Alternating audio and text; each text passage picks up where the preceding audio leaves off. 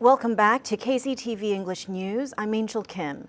With 0 reported cases of COVID-19 over the weekend, a somewhat relaxed quarantine system will be in operation in Jeju starting this week.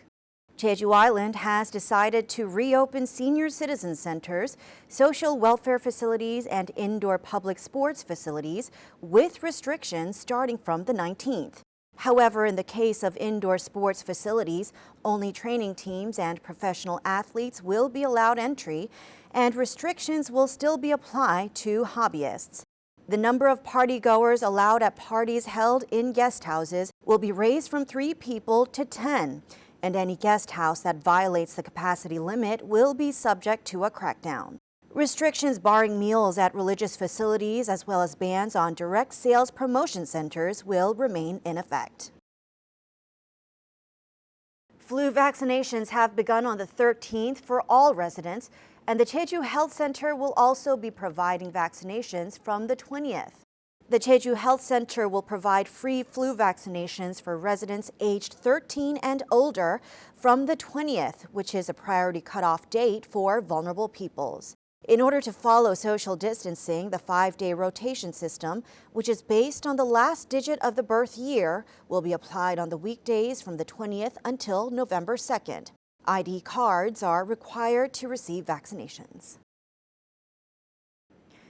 The price of Chinese cabbage that is used for making kimchi is skyrocketing. While prices for the vegetable are dropping on the mainland, here in Jeju, the crop still carries a hefty price tag. As the kimchi making season is fast approaching, the price hike places yet another burden on the household economy. Joseph Kim reports. 대추 얼마야? 10,000원. 아직도 비쌌구나. 이거 14,000원이라서 내릴 때 김치 할 때. A shopper was shocked at the price of the vegetable and turned back. Some shoppers choose mustard leaves for kimchi instead of Chinese cabbage. Consecutive storms and a long rainy season this past summer reduced the yield of Chinese cabbage and radish. Prices of the crops have remained high since summer. Prices of Chinese cabbage have moved downward since the Chuseok holiday nationwide, while the prices in Jeju have remained high. It's the same story for radish.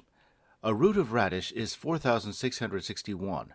That's 38% higher than the national average. Price drops in the major vegetable and radish-producing region of Gangwon Province haven't yet been reflected on the prices in Jeju. High prices of cabbage and radish put a big burden on local kimchi factories. Demand for kimchi has grown as an increasing number of families choose not to make kimchi themselves, but the cost burden becomes too heavy. Seoul expects that Chinese cabbage prices will stabilize from mid-November when autumn cabbage begins to ship, while local shoppers are waiting for the prices to drop for their kimchi. Joseph Kim, KCTV.